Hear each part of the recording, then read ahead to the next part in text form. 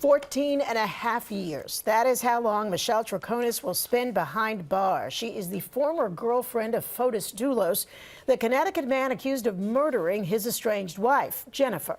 It's a case that gained national attention. Eyewitness News reporter Marcus Solis was in the courtroom when that sentence was handed down. He's live in Stamford this evening.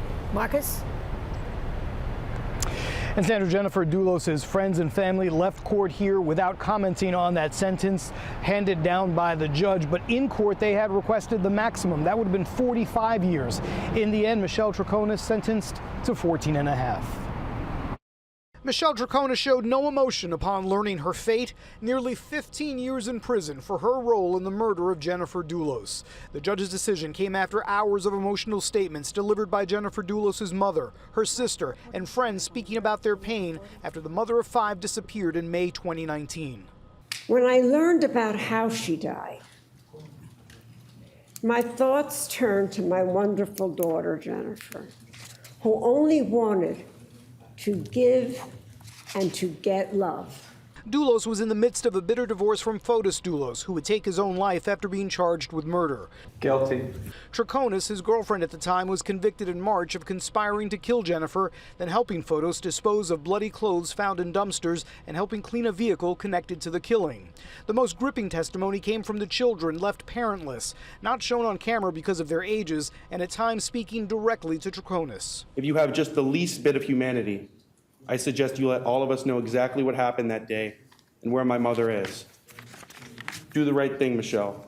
Admit to your family what you did instead of trying to keep their family pride.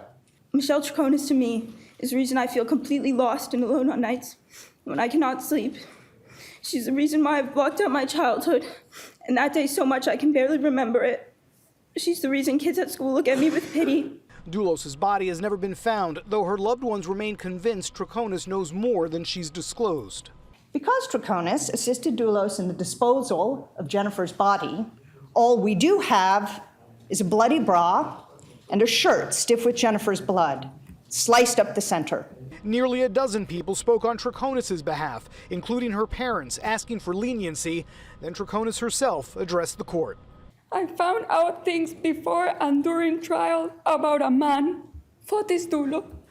I thought I knew and loved. I deeply regret ever being in a relationship with Fotis Dulos.